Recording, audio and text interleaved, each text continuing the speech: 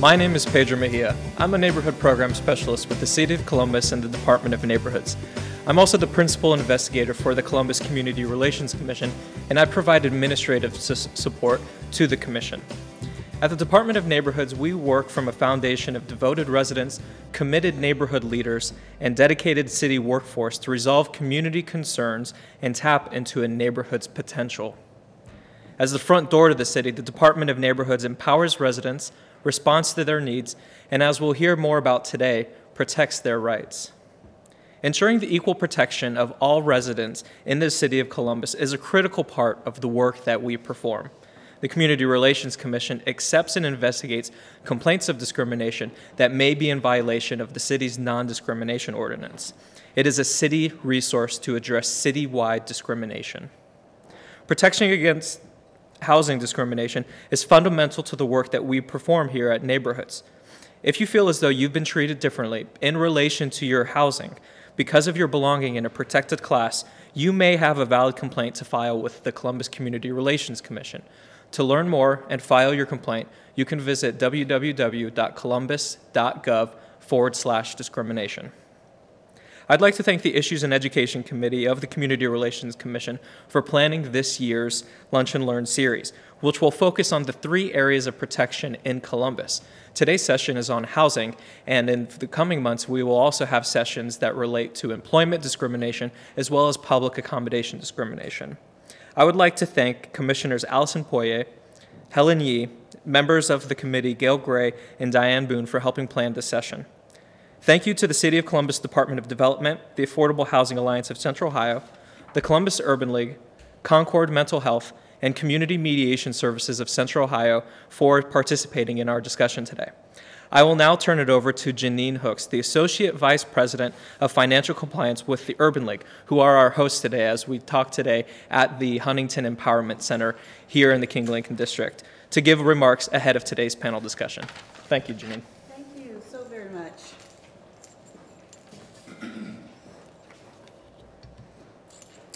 Good afternoon, everyone, and thank you so much for your time and attention. Thank you, Pedro, for the great tee-up, and I really appreciate you nailing the comments and compliments to all the people that have participated in bringing this forum together. As he stated, my name is Janine Hooks, and I serve as an Associate Vice President here under Financial Compliance, Performance, and Strategy at the Columbus Urban League. It is our pleasure and our privilege to be able to host this conversation today. Since the Urban League is the agent for housing discrimination and fair housing within the City of Columbus, it's important for us to be front and center on this topic.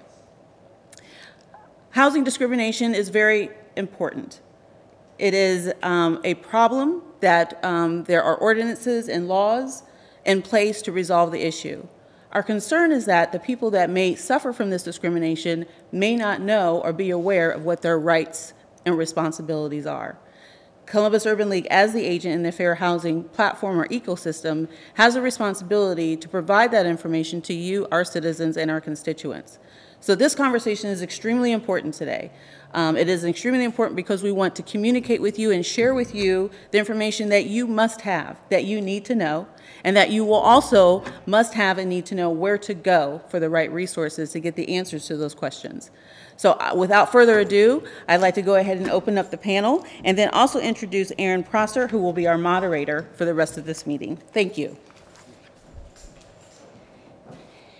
Thank you very much. I am Erin Prosser. I am an assistant director in the city's development department focused on housing strategies for our community. And so I'm particularly excited to join this conversation with this panel and really learn more about housing discrimination in our community and ways in which residents can engage with these entities and other agencies to address some of the issues that our community members are facing. One of the things that is important in our community, we are a growing community, which is a wonderful thing for our area. However, it is creating issues around our housing system, right? We are under-resourced on our housing. We have a housing shortage. So we are working hard at the City of Columbus with a lot of partners to address that issue.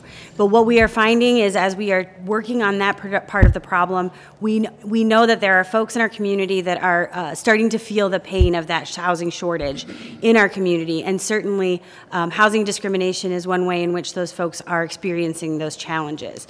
So it's a really good time to have this conversation. I'm excited excited to learn more from our esteemed panelists. And I'm going to start with a relatively broad question, but I think it's an important one. We certainly hear discussion of housing discrimination, but I'd like just to ask each of you to kind of talk about what is housing discrimination. I'll start with you, Janine, if you wouldn't mind. Excellent, thank you. Housing discrimination is complicated. It's complex. It's not always one thing. But what it results in, what the outcome happens to be, is where someone is denied access to their housing of choice. And that will be reflected due to race, gender, sex, sexual orientation, age, and other things that we'll get into a little further into this conversation. So I'll turn it over to my colleagues next to me and have them answer as well. All right, thank you. I'm Marcus Salter with Community Mediation Services. And so one of the things that we see, one of the things that we encounter when it comes to discrimination is one of the common threads that we see is people who are, judged on their income, right? So I've had individuals who called me and say, hey, I really saw this apartment, I really liked it, but the landlord told me that I didn't make enough money to live there because I'm on fixed income. So that whole, we know that there's a disparities out here in the community when it comes to income. And so those are things that we see on a regular basis. We also see individuals who may have some strikes on their record. They may have some things that landlords are now not accepting and not even really even giving a person the opportunity to even explain, because we know that some of these situations are case-by-case situations. So discrimination comes in many forms, and that's what, and I think a lot of times some of the individuals or landlords or property managers that we encounter, they operate in a certain mode. And so we just try to enlighten them a little bit on some of the new policies and procedures that's in place here in the city of Columbus to help address what we feel may be discriminatory acts. And so that's what we're trying to address on a regular basis at Mediation Services. Hey, I'm Carly. I'm at the Affordable Housing Alliance of Central Ohio. We're a nonprofit group. Our goal is to expand the toolbox that Central Ohio has to address our affordable housing crisis. And we do that because we know it's going to strengthen the community. We know it's going to expand our economic opportunities. And as it relates to this conversation, we know it's going to increase equity and fair housing in Central Ohio. So I appreciate the invitation. I appreciate joining this very, very cool panel. Discrimination is complicated. The laws around it are complicated, but if you have been discriminated against, it does not feel complicated. And you might not be able to put words to it, and you might not be able to articulate what happened and how it happened, but you know that something is not right.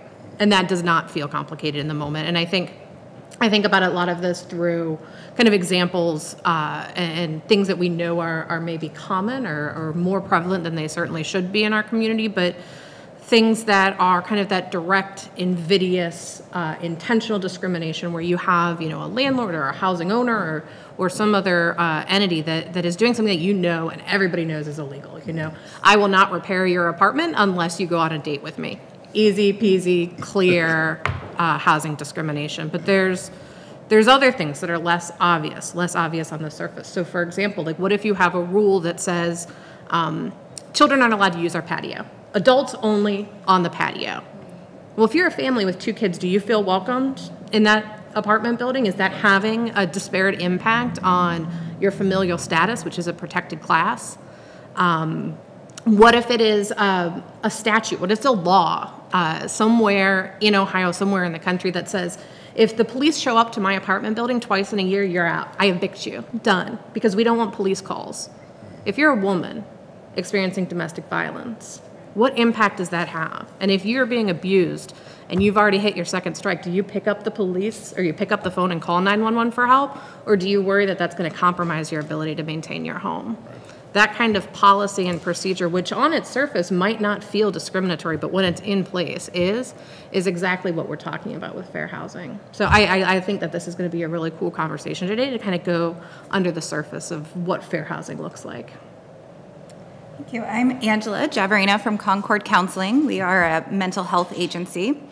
And when we're working with folks in housing, the issues that we see are the ways in which mental illness or substance use or any other disability kind of touches on all of those other aspects.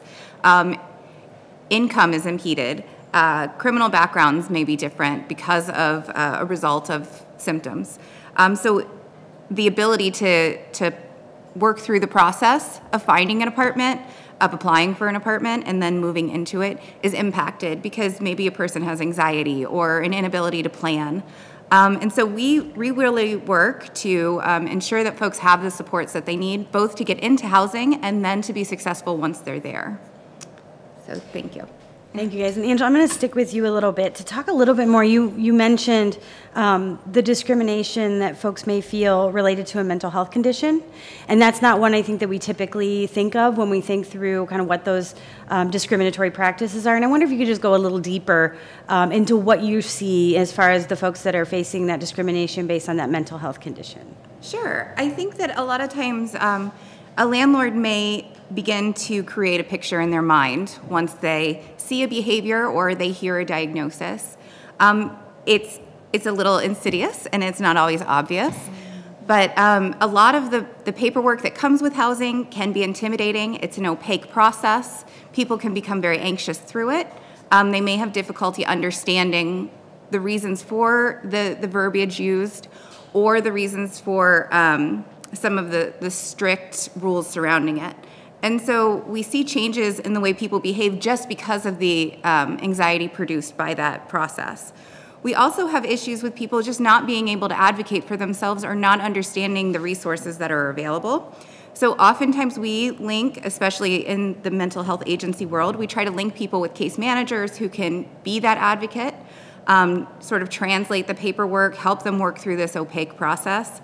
And really offer options that are more than just reasonable accommodations, but things that supports that can come in and wrap around the client before we even find the apartment. So perhaps a person has a history of inability to pay rent in a timely way, so we can find payee services. Perhaps they have an inability to maintain their apartment well, so we can link them with home health aides. These are supports. They're not accommodations that the landlord would have to make, but these can happen on the back end before we get people in. We also see sort of lease violations that come up as a result of symptoms.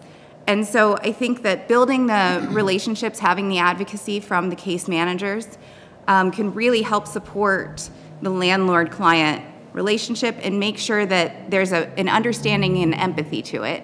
In the therapy world, we always say it's the relationship that heals, and I think that that's applicable really anywhere. Building the relationships, giving people the benefit of the doubt, trying to understand before judging is something that doesn't always happen, certainly for our clients, but really in the world in general. And as you guys were describing, what is housing discrimination, I think it's also important that housing discrimination can occur in your prospective tenant, when you are a current tenant, and also when you are a prospective home buyer, right? And those are opportunities that are going to come across folks in our community. But if I'm in any of those positions and I believe that I have been discriminated against, we think a lot about the Fair Housing Act and sort of the protections that those give us. I know we have some local legislation that also protects us. And I don't know, Janine, if you want to start in kind of talking about what are the protections that I have in place if I feel like I'm being discriminated against in my housing? Absolutely. I think the first thing that people need to know is that there are resources here that you can reach out to just to have that conversation. To Carly's point, we might not be able to put our finger on it and say exactly what happened, but we know what it feels like. We also know what it feels like if we have a diagnosis that puts us in a marginalized community. We know what it feels like when people are basically saying, not you and not here, and not in my backyard. I'll throw that in as well. So, the first thing is to reach out to those resources. Columbus Urban League is the fair housing agent for the city of Columbus. And one of the main things that we do is we have that conversation. We try to understand what is the issue, and we assess that in such a way that we can make that referral or handle or resolve the case that includes things like landlord and tenant mediation, right? So building that relationship, having that conversation, being very thorough and detailed so that we can be the bridge between the tenant, the prospective tenant, and the property manager and the landlord. I think that's the most important thing that we do day in and day out. In other cases, it may be a misunderstanding of, I didn't know this was my responsibility as a tenant. So we can go through that lease with them and say, okay, well, did you know that this is in the written agreement that you signed off on? And sometimes there's just a lack of awareness because how many times do people read through that document line by line, section by section? So we help with that, increasing that understanding. In cases where it rises to the need to make an outside referral, we're going to have legal aid that can be involved if we are coming across a legal issue. If we are running across a situation where there may be a code violation, things are in such a state of disrepair that the property is uninhabitable, or other issues, we can be that agent that can kind of bring the resources to the center so that we can direct them in the right manner. And then we also have a follow-up process. I'll also add that to the complexity of what happens with housing discrimination is that Columbus Urban League is here to provide the full wraparound supportive services. So it's not always just about discrimination. We're also an agent that can provide housing stabilization dollars. And this is how we see the overlap of I'm having a hard time paying my rent. We have those rent and utility assistance dollars. Once we assess the situation, we're learning about some code violations, some disrepair, some attitudes and behaviors that are contrary to me feeling welcome and safe in my home. So then we're able to address that. But we can also have all of the resources available within our community to help people work their way onto it, from crisis to thrive, is what I'm trying to say. And that's what our agency as a resource can provide to the citizens and constituents in regards to housing, fair housing, housing discrimination, whether it is rental or mortgage-based. I want to totally underscore that, because it is complex, and we're going to get into that today. But if you think that you've been discriminated against, you don't need to know the law. You don't need to know the statute. You just need to know the phone number to the Columbus Urban League. Yeah. That's their part of the process. Yeah. For us, it's the education piece. I think a lot of times, tenants have concerns. They're feeling a certain kind of way. They feel like they've been victimized. And so I think us as an agent, one thing I always say is that housing is not just putting somebody, give them a key and there's a roof over their head. There's so much that comes with that. So a lot of times, my role in the community with mediation services, we try to do a lot of education on the front end to help tenants understand there are resources available. There's agencies out here that are accessible, and I think that's also one of the things that sometimes they feel like, oh, I've called there a couple of times and no one's called me back or whatever. But I think because of our partnerships, if someone calls me and they say they're trying to get a hold of the Urban League, I can pick up the phone. I can call Janine. I can call her office. I can call whatever program. I can call legal aid because of our partnerships. And I think our partnerships in the community is really, really, really what makes tenants in our city feel like there is hope for me. There is opportunities for me to get some issues resolved, because a lot of times, we see tenants every day just walk away from their housing because they feel they're unheard, and those are the things that we really want to get away from. And again, it comes with that strong partnerships with everyone at this table, others who are not here, but it also comes with that educating tenants and let them know there are resources available. As a mediator, I don't get into the whole legal aspect of stuff. We say there's a problem there. Let's see how we can help you resolve it. Carly, last year, Councilmember Favor led some legislation that added additional protections for residents in the city of Columbus. Can you talk a little bit about the Housing for All legislation and the impact that's having on tenants as well? Yes. Grateful for the question, because, and let me lead off right with what those protections are. The first is that a landlord, a property owner, cannot discriminate against a person because of how they earn lawful income, right? So if you receive housing choice vouchers, that is not a reason in and of itself to deny somebody housing. If you receive child support, if you receive alimony, if you receive disability payments, how you earn income is not a justifiable reason for denying a person a place to live, safe, decent, affordable housing. The second protection that is new and relatively unique to Columbus is that we know security deposits can be a huge barrier to getting into housing. Like, you might be able to pay the rent, $900 a month, no problem. But can you come up with first month, last month, and a lump sum before your last landlord gives you back your old deposit? Not usually. In the city of Columbus, you have an option. You can pick to pay your security deposit as normal, lump sum, like we have historically, or you can elect to do so in a 3-month installment payment or a 6-month installment payment. And by stretching that out, the landlord gets what they need to secure that apartment and make sure that repairs are going to be possible, but you also are able to get into safeties and housing earlier and quicker than usual. And then the third new protection is rent receipt. If you pay your rent in cash which is more common for people from immigrant communities. It's more common for senior citizens that don't have a long banking relationship. It's more common for young people who've never been to a bank before. Protected classes, right? If you pay in cash, how do you prove that you made that payment? Right. And if you get into a fight with your landlord 3 months later, what stops them from pretending like you didn't make a payment and moving to evict? If you don't have the paper, if you don't have the receipt, how do you defend yourself?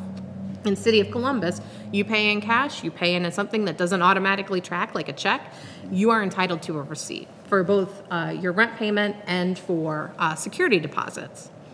I just want to backtrack to kind of fit how that aligns into the rest of fair housing as well, because there are a lot of protected classes nationally, right? We have it. I'm going to read them because I always miss one. But you've got sex discrimination is illegal, racial, religious, the color of your skin, which is different from race. It's the tone. It's dark, light, brown, black.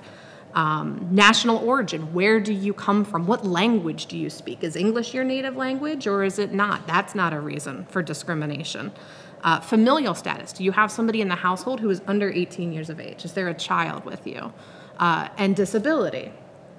But that's just at the federal level. We have put additional protections, not just source of income here locally, but in Ohio, military status is not a reason to discriminate against something.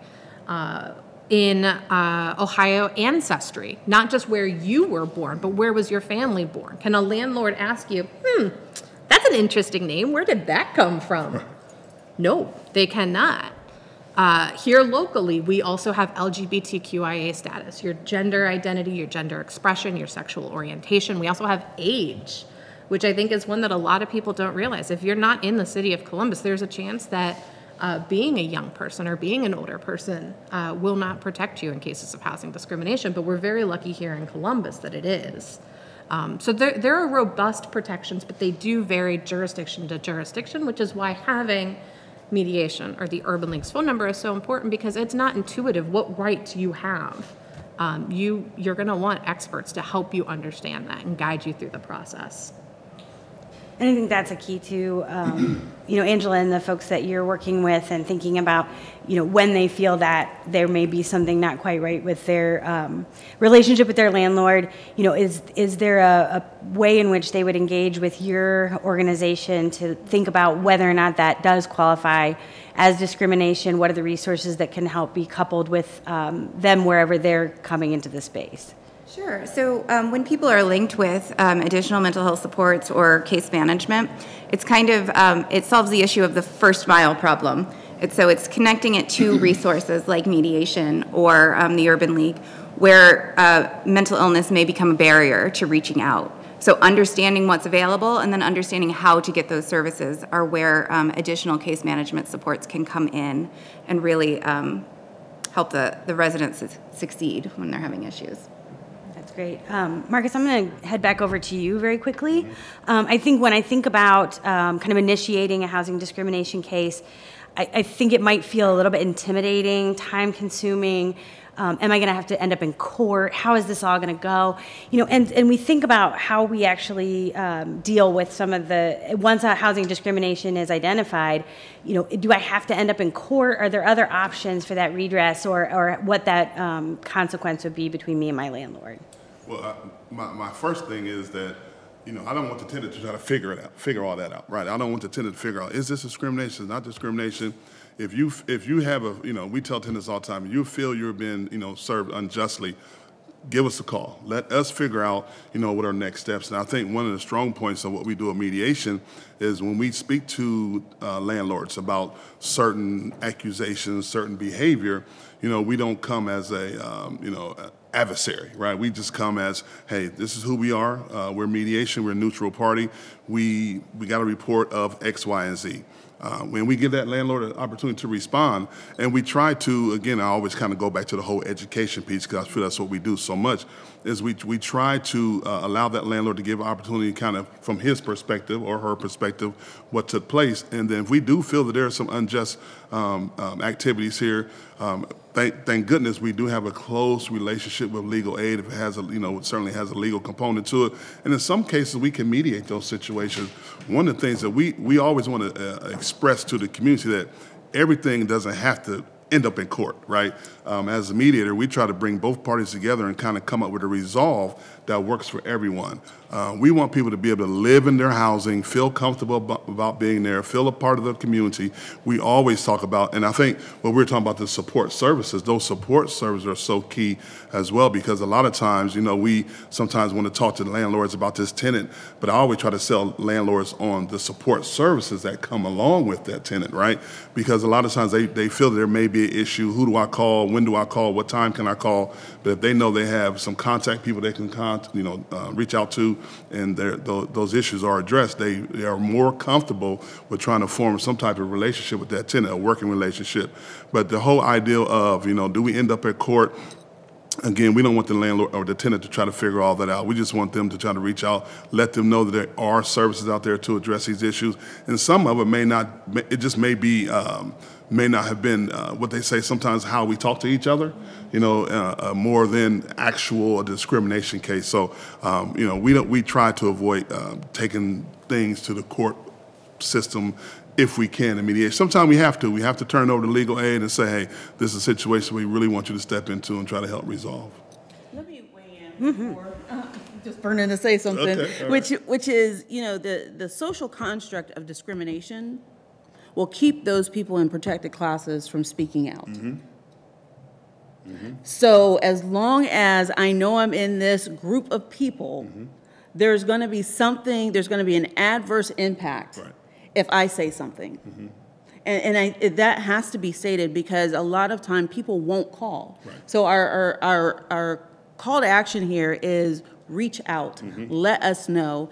If you are in this circumstance or situation, your landlord may not even be aware of the fact, right. because you have counted yourself out of the fair housing process. Mm-hmm. And what we want you to do is to count yourself in. Yeah. You are a citizen and a constituent of this city of Columbus, and you have rights. Yeah. So back to the education piece, mm-hmm. back to the advocacy piece. But I can sit here right now and tell you that as a Black woman, I don't want to be involved in the justice system. Right. So I'm going to do everything that I can to prevent that. And if for some reason I have been involved in the justice system, I certainly don't want to be re-engaged in that because mm-hmm. I'm having some sort of a dispute with my landlord. Right. So the social construct of all the isms that go along with our protected classes keep those very same people from reaching out and speaking up. Mm-hmm. And I would pile on, in addition to the social construct, the unique market conditions are also a barrier. I think everybody listening, we have an affordable housing crisis. We got 54,000 folks in Franklin County alone who are paying more than half their income towards housing. Mm-hmm. And if you are experiencing discrimination, you inherently, you shouldn't have to, but you do think, if I make a complaint against my landlord, am I going to find somewhere else? Right. Yeah. Right. So addressing the housing crisis eases some of that pressure. Mm-hmm. But don't ever feel that you don't have an ability to exercise your rights and to protect yourself, because there are these institutions that are there, because retaliation is also discrimination. Yes. You cannot be evicted, you cannot be displaced, your rights within an apartment community cannot be maligned mm-hmm. because you exercised your voice to protect yourself. Mm-hmm. We certainly have I always say there's a threefold housing crisis here. We got a lack of affordable housing, eviction crisis, right? And we know there's a homeless crisis here, and they're all related, right? I always say they're cousins, they're related. And so that's where, that's where the real work comes in. And I always say we need to be upstream, a little bit upstream, to address those issues as well. Mm-hmm. We've talked a little bit, I think you guys have all said the word education and making sure that folks have the resources. The other word I've heard a lot today is relationships. And making those connections for folks. And as I live in an apartment building, or I live in a single family house that I've rented, I also have neighbors, right? And I have interactions with my folks that live in my community.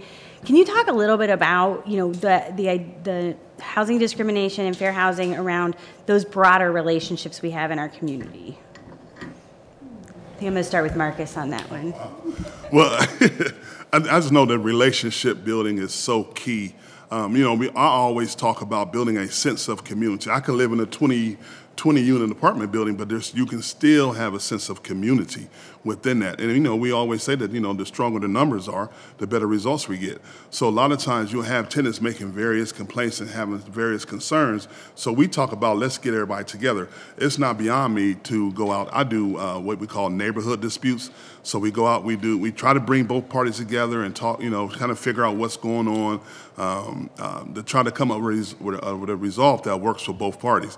And so I think that whole relationship building piece, and the relationship building piece, it actually starts with the landlord, right? Because I talk to landlords all day, every day, and I feel like I talk to them in my sleep. But one of the things that they always feel is that there's this us against them mentality out here, right? So even with some of the legislation, they felt like, you know, they didn't really have a voice in some of this stuff. Some of these housing programs and some of this thing, you know, landlords are oftentimes made or looked out to be as the bad guy. And, you know, I always got to go on record, Columbus has some great landlords. But we know there are also some other landlords that may have some issues, and we're going to still work with them as well. But the relationship building piece is, you know, usually when I first call a landlord, I was just saying this earlier, the first 30 seconds of my conversation is that, you know, I'm not here to beat you over the head, right? I'm a neutral party. First of all, I'm a mediator. I'm not a lawyer. I'm not an attorney. I'm not a tenant advocate per se. But one of the things I do want to express is that, you know, we're here to help both parties. The tenant has addressed a concern. You may have handled it a certain way. We just want to figure out, is there a way that we can come together to make this solution work for both parties? And so usually when I can talk to the landlord, because our goal at Mediation Services, we want tenants to stay in their housing, we want landlords to receive their payments and receive their money, and we want the community to be just that, a community. A lot of times we see that usually it's just a lack of communication. A lot of our tenants, you know, they'll call me with a list of everything that's going on in their unit. And my first question is, have you told your landlord, well, I don't like talking to her, right? And so a lot of times, you know, just them understanding that, hey, there's an agency, there are programs out there that can speak for me and speak on my behalf, but I always encourage tenants to have that conversation first. Because sometimes we talk about relationships building, right? So sometimes when mediation steps in or other agency steps in, it kind of muddies the water a little bit. So we try to, you know, I believe in empowerment, so we try to empower our tenants who call in and say, hey, just have that conversation. You don't have to get long-winded and say all this stuff. To just address the three main things that's going on in your unit, or the three things that the landlord has done that kind of ruffled your feathers a little bit, and let's see if that, and now if that doesn't work, we're here for you. Mediation's here for you. If I need to call the legal aid, if I need to call Urban League, we can do so, but let's just try to at least, you know, offer a way, how can we meet in the middle to come up with a solution that works? And so relationships are key to housing. I'm going to actually, I'm sorry. No, go ahead. I'm going to take it. He focused, you know, kind of on the individual and relationship level, and I really want to zero in on the community aspect of it, because what we're dealing with, and the reason that you have to have ordinances and fair housing laws is because there have been whole communities that have been counted out of the access to certain neighborhoods. And what we're seeing is that people want to live in great communities. The city of Columbus is an awesome place to live and an awesome place to raise your family, and we are attractive to many different types of populations, as well as our economic development is booming. But we need, as leaders in this community, there needs to be some real thoughtfulness towards how do we take some of these homogenous communities and make sure that they're welcoming and much more diverse. Yeah. That is the beginning piece, right? As goes the head, so goes the body. So it has to happen at the top with the leadership and political people that can make some of those things happen. Ordinances is one of them. Having those meetings throughout the community to say, we are encouraging that you embrace diversity of all of the people that are coming to this community to live and to enjoy and to have, you know, school systems and celebrations and all of that. That makes the fabric of Columbus all the better. But it has to start at the top for those communities to be welcoming and inviting, so then we have fewer claims from a fair housing standpoint and a discrimination standpoint than what we're seeing. And from the Columbus Urban League, we are seeing an uptick. which is frustrating and disappointing and sometimes discouraging because we know what a wonderful place this is to live. Right. So the relationship building is key, but in my mind, I would just want to attack it from the top and say, hey, leaders, we need to get together and make sure that we are inclusive and inviting in all of our communities within the city, because that's going to be important to our economic sustainability and thriving. And if you're talking about the top, I want to talk about the base. There you go. I mean, how much power do we have as individuals, and how much further is our reach at this moment in time than it's ever been before with social media at our disposal? Go onto your page, go onto your Facebook, and tag your neighborhood city council. I want a source of income ordinance. Columbus has one. Yeah. I don't. If you're in Gahanna, it's under consideration right now. Raise your hand and say, I'd like this in my community, because it shows that we are welcoming and diverse and an open community that values all of our people. Another example, and I got to sidetrack for just 2 seconds, but right now 1 in 3 renters don't know how they're going to pay rent next month. Right. That's right. But we have millions and millions and millions of dollars in Ohio to address that. We've got a website here in Franklin County, rentful614.com. Exercise that power. Give it a try. Post Rentful614 into your Twitter, into your Facebook, and see how many people you reach. Because I bet if you've got 3 friends who rent, you know somebody who is struggling, and they might not be talking about it, and you might not know about it, but you can save a life. You can save a home just by taking 2 seconds on, on Instagram. Yeah. And I think, Angela, I want to go back down to you. We talk about relationship building, and I think, Marcus, you talked about just reaching out to your landlord.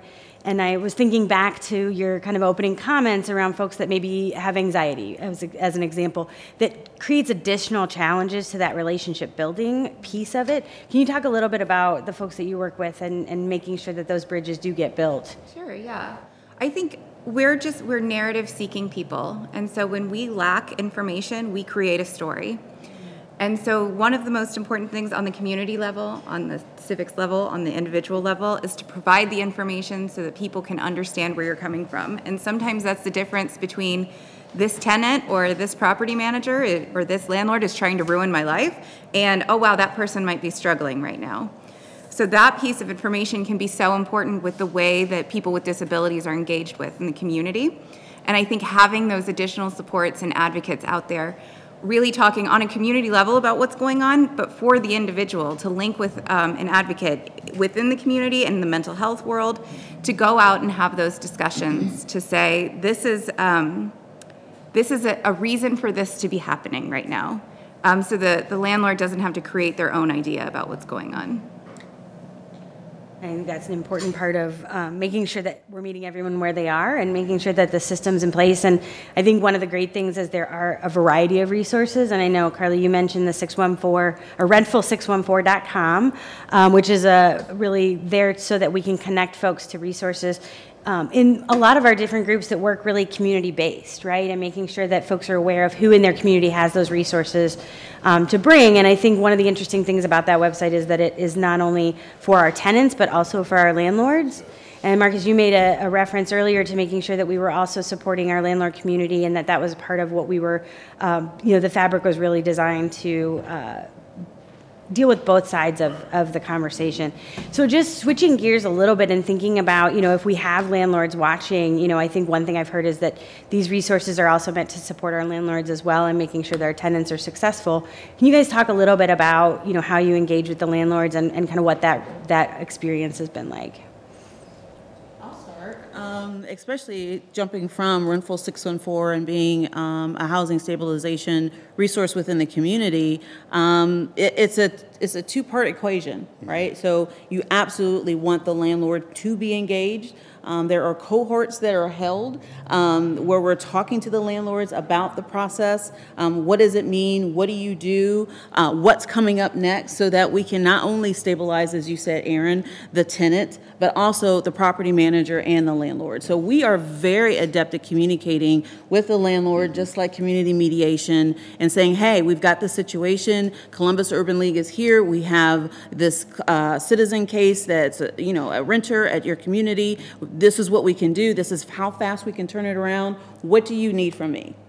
right? It's just making sure that the opportunity is there to understand we're here to address the need and we can turn this around rather quickly. We will even, go as far as making sure that we're securing them in advance, right? To give the tenant and the landlord some breathing room to figure it out and what that looks like. And again, I'm going to go back to a commercial for the Columbus Urban League. Then we go into providing our full wraparound support services, right? So we don't see the landlord as the bad guy, not at all. They are definitely a part of this process, a huge part of this process, in helping to understand the needs, wants, hopes, dreams, and desires of the people that are living in their property, and what else can we do in the Columbus Urban League to further stabilize their family. We can help them with career services and workforce development. We can help them with identifying ways to improve their financial status within the community, all those things. And a variety, we have 28 programs here.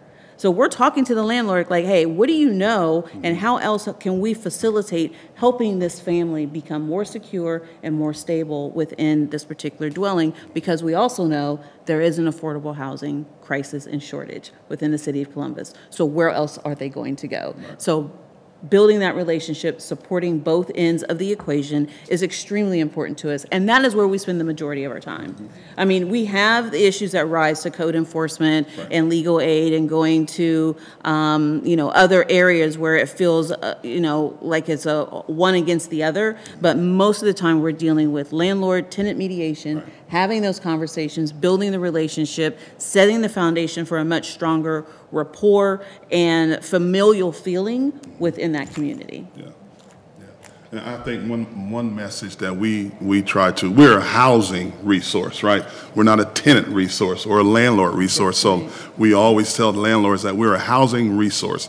And I think that where our success lies in that we make ourselves available to landlords. And we always tell landlords all the time, there's normally those same anywhere between 5 to 10 tenants every month who has something going on, whether behind their rent, maybe some neighborhood kind of stuff. So before the problem gets too far out of hand, reach out to us, let us come in, let us intervene, let us try to work out, get them connected. One of my big things is, and some people may not like it, but I like to hold other agencies accountable. So if I know there's a tenant in the community who may be linked to one of the area mental health agencies, I'm going to call that mental health agency and say, when is the last time you talked to your client?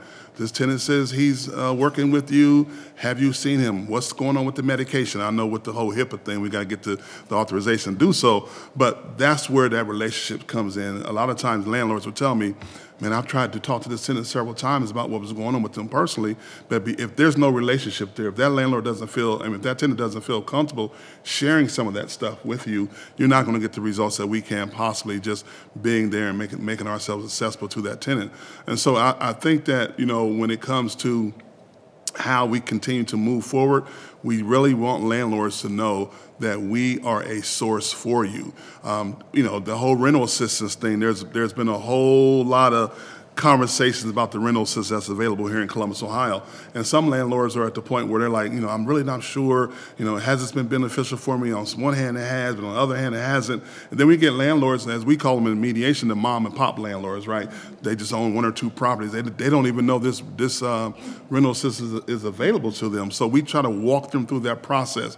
They feel like they're overwhelmed, and when you get down to it, it's like 3 documents they need to turn in, right? And so them thinking, understanding that, okay, this agency was able to connect me with the right people, help me get this rental assistance in place. The tenant stays in their housing, and the tenant, and the landlord now is able to, move forward with the financial assistance that was provided. And so I think that's so essential to let them know that we are here not just as a tenant advocacy group, we are mediation. Many of us here, it's a win-win for everyone if you can stay in your housing and the landlord receives their payment. It's a win. So that's what we try to strive for. I'll jump onto this one as well, because the Alliance, we are a membership organization. Many of our members are property owners. Right. And not only them, but a lot of folks who are in our community who are offering housing are doing so for a mission motivation. They want to serve our community. They are not bad guys.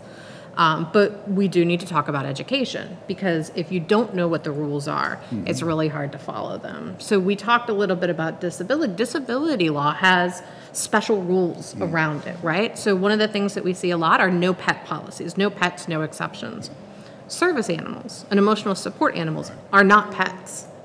You cannot prohibit them. You cannot add fees for them. You cannot require them to be certified. Ohio doesn't have an animal certification. But a lot of people don't know that. And can you be inadvertently violating the law? Of course you can, but we got to focus on education. Under disability, you also have a right to a reasonable accommodation. Is there a rule that that landlord, that property owner, that lender is applying that because of your disability inhibits your ability to enjoy that property as anybody else would? So, you know, what is one example? Maybe a landlord has a policy that says we only rent to people who have full-time employment. Don't do that, by the way. Not a great one. Right. But what's that going to do to somebody who earns disability or somebody who's a senior on a fixed income in retirement and they cannot work full-time? Are you making accommodations to that policy? Are you allowing reasonable modifications, structural changes to your property that let people with disabilities enjoy it as anybody else would? Handrails, if you're concerned about slipping in the shower and frailty around that, are you allowed to install a handrail at your own cost? You should be. You should be under the law. I think the things that we talk about with landlords too is it's not just about the outcome. It's not just about can someone get into any housing? Can someone pay the rent anywhere? It's about the process as well.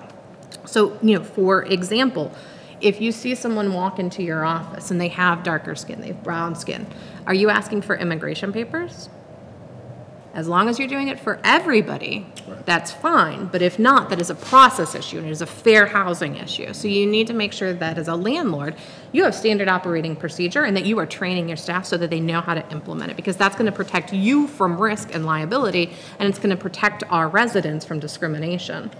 I think the final thing I would note too on that process piece is that this is about advertising as well, that as a landlord, you need to be really conscious of how you are marketing your property. What I would generally recommend is that you talk about the property, right? 2 bedrooms, 2 bath, beautiful carpet. Don't talk about who's going to be your ideal tenant. Right. Don't say, this is great for families, because then you have seniors who say, am I not welcome here? Right. Don't say, we have a beautiful synagogue down the street, because then you'll have Christians who say, am I the intended audience for this particular advertisement? Talk about the amenities of the apartment, not the people that you want to see there. Good point. Yeah. I think it's so important for landlords to have those processes to ensure that everyone is treated fairly, but I think that there's another side where sometimes treating everyone the same, treating a person with a disability exactly like you might treat someone else, is in fact denying them an equal opportunity to their apartment. So the reasonable accommodation process, I think, tenants are allowed to request it no matter what the landlord's process is. If their process seems particularly arduous, say it out loud, write your own note. You can just turn it in however you'd like. And we can work with, landlords don't want to turn units. It's always nicer to keep a tenant in. So working with that tenant, working with their supports to say, what are some things that we can do to ensure that this person can stay here? How can we create a plan to address what is potentially a lease violation? Or how can we create a plan to help this unit become more accessible to this person, no matter what it is? Like maybe they need additional time in lease signing. Maybe they always need to have a support person there to help understand the contract that they're signing. They're all small things that can change a really big issue for a client. So it may be the difference between staying housed and not, to just put these small accommodations in place. And I'll just add to that, you don't need to use the word reasonable accommodation. As a tenant, you don't need to walk in and say, I'm Carly Booz, and I would like a You just need to express what you need, right? You need to open that line of communication. And I think that's just good customer service from the landlord's side as well. I would also add that there are resources out there to help the property manager, right? To keep their property up to date and out of a deferred maintenance status. You know, these laws protect on both sides of the equation, right? On the landlord side as well as for the resident side. So, you know, landlords are just not out there and the burden is not exclusively on them. There are resources out here to support you. And I'll go back to housing stabilization. It's a resource to stabilize everything, right? The property manager and landlord and the resident or the tenant, and to realize that, you know, a lot of them are mom and pops, That's to right. use your That's word. right. We see them as entrepreneurs, right? Right. They're small business owners. Right. So again, Urban League goes back, well, I'm going back to the Urban League, and we have those entrepreneur supportive services. So we just need to understand everything that's happening so that we can bring those solutions and those resources to the table. So we're here for everybody. I think that's a good segue too. We have a question on Facebook from Isaac, and he's wondering, what are the resources that a nonprofit could start to pull together as they're, looking in their community-based organizations, so that they can help connect those folks that may not be joining us today with the resources that you guys discussed. I know certainly the Urban League, but is there publicly available resources that they could start to include in their work with community members?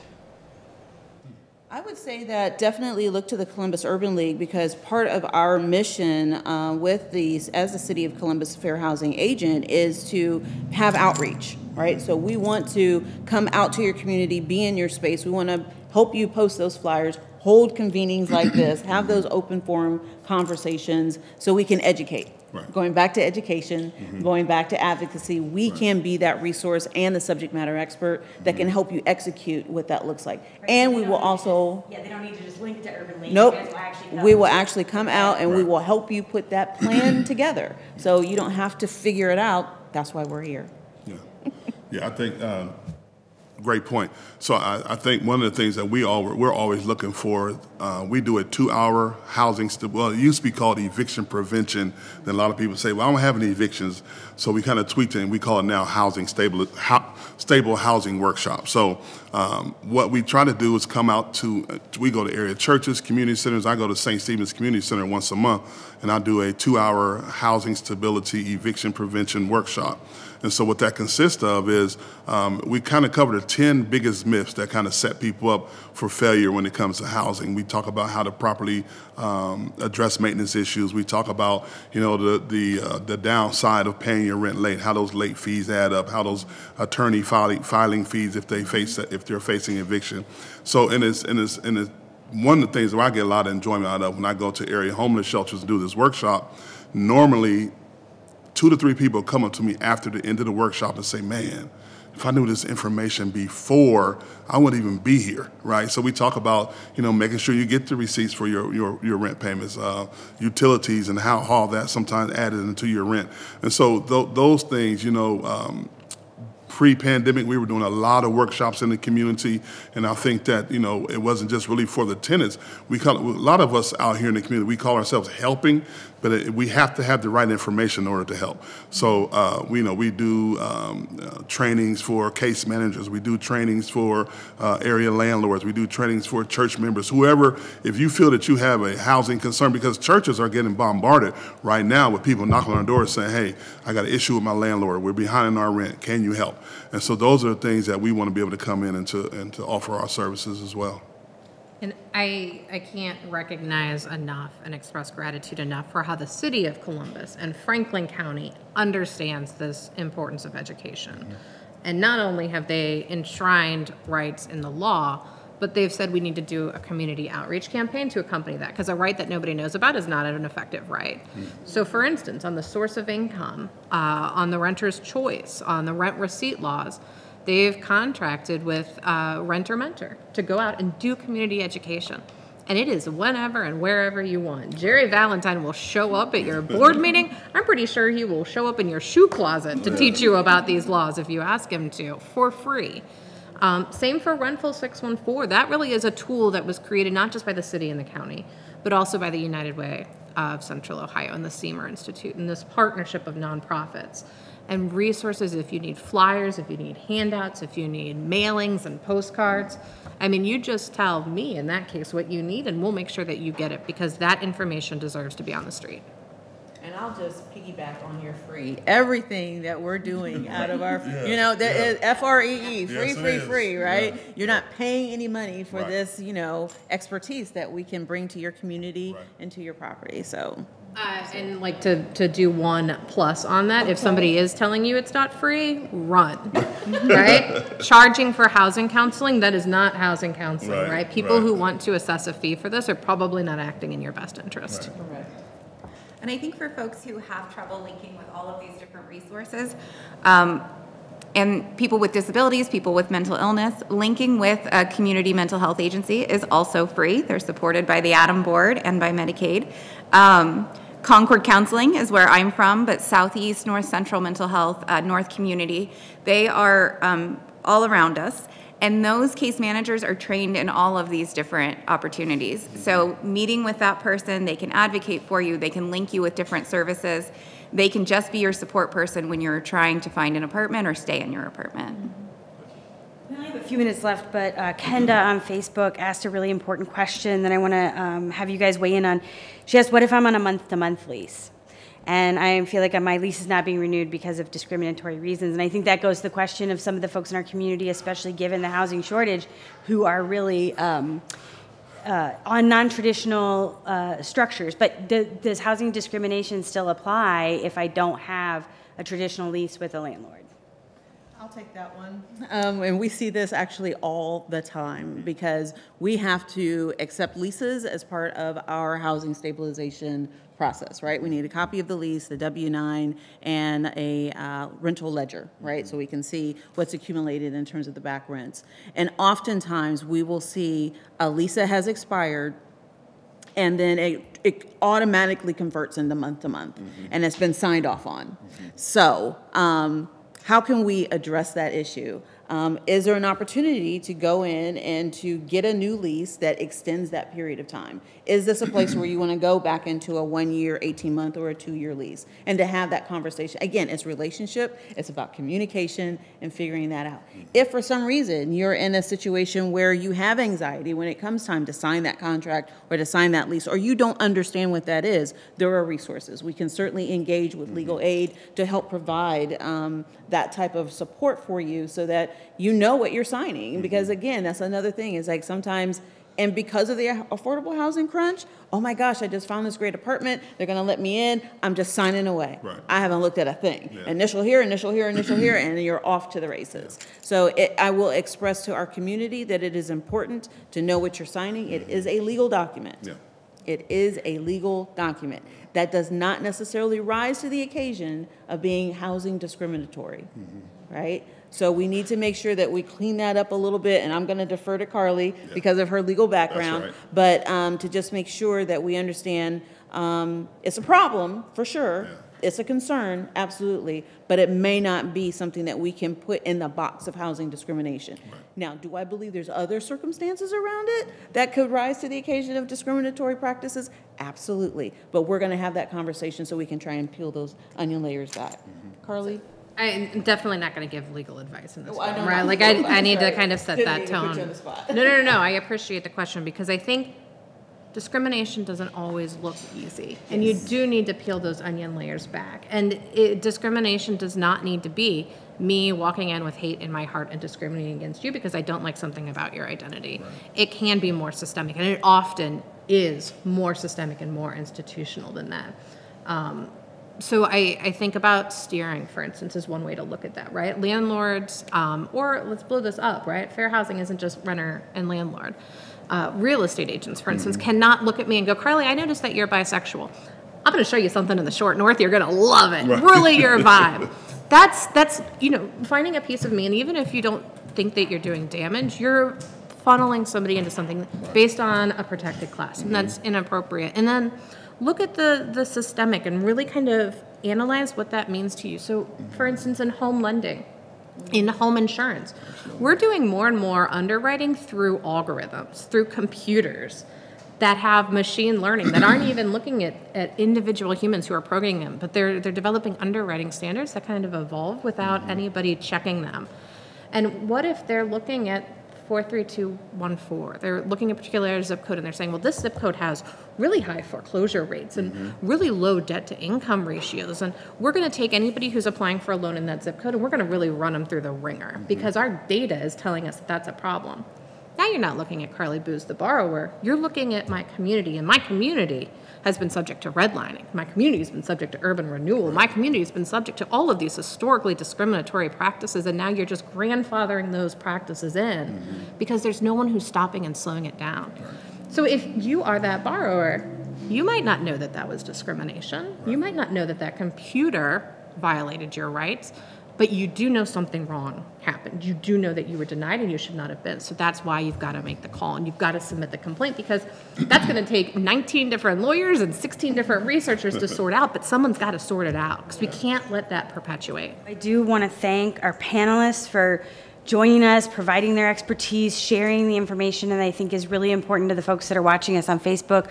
I also want to thank the Department of Neighborhoods for hosting this conversation. I think this is one that's really important for our community members to really understand. And then just all the work that you all do to support tenants and landlords and all our community members, thank you for that as well. So appreciate it, and I hope everyone has an enjoyable day.